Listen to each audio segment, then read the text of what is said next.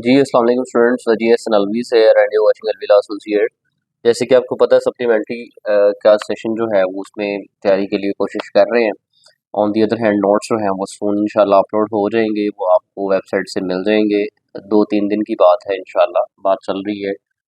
इतना ही टाइम उन्होंने कहा है कि इंशाल्लाह इसके अंदर हो जाएगा। कोशिश इंशाल्लाह पूरी है कि नेक्स्ट वीक में आपको मिल जाए। तो मैं हर लेक्चर में बताने का मकसद ये होता है कि आपने डिमोटिवेट नहीं होना है, दिल नहीं छोटा करना है। बाकी लेक्चर्स जो है वो यूट्यूब पे अवेलेबल हैं, अपनी कंसेप्ट बिल्डिंग करें तो इंशाल्लाह जैसे ही वेबसाइट पे नोट्स जो है वो अपलोड होंगे, आपको जो है वो सारा गाइड कर दिया जाएगा, सेंड कर दिया जाएगा लिंक, आप वहाँ जाके सब्सक्राइब करके अपनी चीज़ें जो है वो पढ़ सकते हैं। साथ साथ इस तरह से मैं इंशाल्लाह आपको गाइड करता रहूँगा। जो भी इंपॉर्टेंट क्वेश्चंस हैं हर सब्जेक्ट में अपलोड करता रहूँगा। डेली बेसिस पे पार्ट 2 का एक सब्जेक्ट कर रहे हैं हम, साथ पार्ट 1 के एक कर रहे हैं। इससे पहले एडीआर के कर चुके हैं, कॉन्स्टिट्यूशन लॉ के कर चुके हैं पार्ट 2 के। अभी आज जो है हमने इंग्लिश जूरिस्प्रूडेंस जो है वो करना है। इसके बाद ह्यूमन राइट्स और इस्लामिक जूरिस्प्रूडेंस रहता है, वो भी इंशाल्लाह कर लेंगे। पहले आपको पता है कोर्स कंटेंट में दिखाता होता हूँ कि ये सारी की सारी आपकी कोर्स आउटलाइन है जो कि पंजाब यूनिवर्सिटी की है, कि इसमें से आपका पेपर बनना है। उसके बाद हम इसके इम्पोर्टेंट क्वेश्चन जो है वो देखते हैं।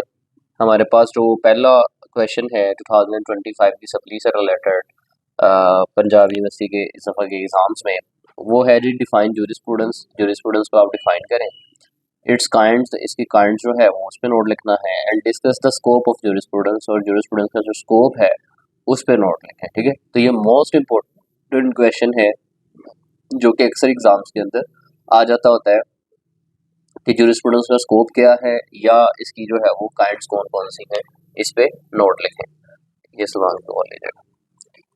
अच्छा, देन क्वेश्चन नंबर 2 है, कहता है डिफाइन जूरिस्प्रूडेंस। जूरिस्प्रूडेंस को डिफाइन करें, explain it's relationship with other social sciences, और जूरिस्प्रूडेंस का दूसरी सोशल साइंसेस के साथ जो रिलेशन है, जो ताल्लुक है, उसको जो है वो आपने एक्सप्लेन करना है इस क्वेश्चन के अंदर।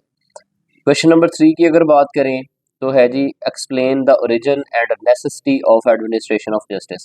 एडमिनिस्ट्रेशन ऑफ जस्टिस का ओरिजिन क्या है, इसकी ज़रूरत क्यों पेश आई, और सिविल एडमिनिस्ट्रेशन ऑफ जस्टिस से क्या मुराद है, और क्रिमिनल एडमिनिस्ट्रेशन ऑफ जस्टिस से क्या मुराद है, ये हम इंशाल्लाह इस क्वेश्चन के अंदर डिस्कस करेंगे।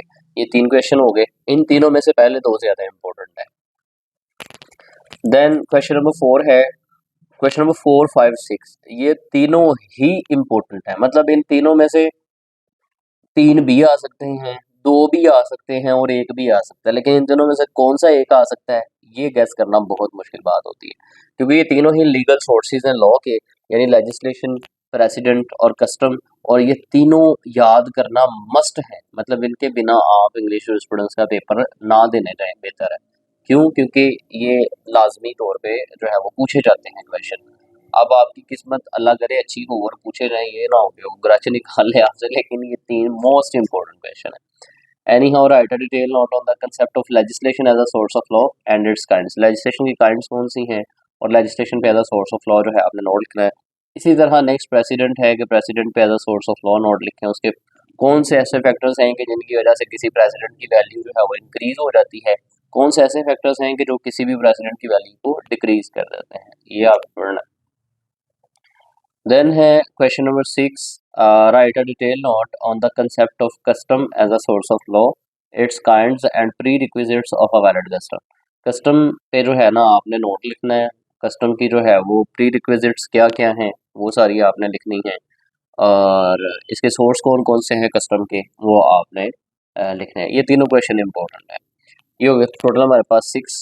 देन है question number 7, define legal rights, it's kinds and essentials of a legal right. Legal rights क्या हैं, लीगल राइट्स के एसेंशियल्स कौन कौन से हैं, और लीगल राइट्स की काइंड्स कौन कौन सी होती हैं, क्लासिफिकेशन उसको कैसे किया जाता है, क्लासिफाई कैसे किया जाता है, ये इस पे नोट तैयार करना है। देन है क्वेश्चन नंबर 8। अब इससे आगे 8, 9 और 10, 11, ये 4 टॉपिक ऐसे हैं कि इनमें से भी, इन 4 में से भी 2 टॉपिक जो है ना मस्ट आने के चांस होते हैं। ये कंसेप्ट है ऑनरशिप का, पोजेशन का, पर्सन का, टाइटल का। इन 4 में से भी कोई 2 टॉपिक मस्ट आपको आ जाते होते हैं। सो define ownership, explain it's kinds in detail. Ownership क्या है, ओनरशिप की काइंड्स जो है उनको डिटेल में आपने एक्सप्लेन करना है।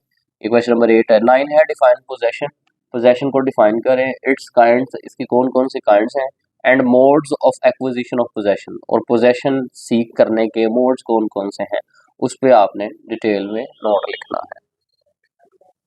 देन क्वेश्चन नंबर 10 है डिफाइन पर्सन, पर्सन क्या है, discuss various types of legal person, legal person की जो डिफरेंट टाइप्स होती हैं वो बतानी है। Also highlight the difference between cooperation and firm, एक कोऑपरेशन के दरमियान और फर्म के दरमियान जो ताल्लुक होता है उसको भी आपने एक्सप्लेन करना है। ये क्वेश्चन नंबर 10 है, इंपॉर्टेंट है। देन क्वेश्चन नंबर 11 है write a detail note on the concept of title, briefly explain the act of law and act of parties. Then question number 12 है briefly explain the concept of property and different modes of acquisition of property. Property का जो concept है उसको explain करना है और property को सीख करने के डिफरेंट कौन कौन से मोड्स हैं, कौन कौन से तरीके हैं, उस पे आपने नोट लिखना है। क्वेश्चन नंबर 11 जो है briefly explain the concept of obligation and its kinds and sources. Obligations क्या हैं, ऑब्लिगेशन के काइंड्स कौन कौन से हैं, सोर्सेज कौन कौन से हैं। लास्ट पे हमारे पास है सब्सटेंटिव एंड प्रोसीजरल लॉ, ठीक है, तो इसको करेंगे तो हमारा ये भी क्वेश्चन हो जाएगा। तो ये 14 क्वेश्चन है टोटल, तो इसको आपने सप्लीमेंट्री के लिए तैयार करना है। तो if you people got supply in English student, तो उसके लिए जो है वो आपको 14 से 15 दिन टोटल चाहिए। तो अभी तो आपके एडमिशन जा रहे हैं, उसके बाद आपके पास कोई महीना डेढ़ होता है सप्ली की तैयारी का, तो आपने सिर्फ 15 दिन जो है वो अपने लिए निकालने हैं, डेली बेसिस का एक क्वेश्चन करना है और इंशाल्लाह ये हो जाएगा। लेक्चर्स मैं अपलोड किए जा रहा हूँ, प्ले लिस्टें पड़ी हुई हैं, जाके लेक्चर सुने।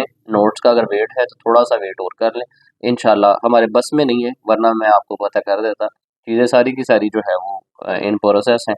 जैसे इंशाल्लाह वेबसाइट पे आ जाएंगी, मैं आपके साथ लिंक वगैरह शेयर कर दूँगा, जो उसका प्रोसीजर होगा उसको आप अडोप्ट करके वहाँ से नोट्स भी जो है वो सीख कर सकते हैं। फिलहाल के लिए इतना ही है, मिलते हैं इंशाल्लाह इसी तरह किसी नेक्स्ट वीडियो में, तब तक के लिए अल्लाह हाफिज़, थैंक यू।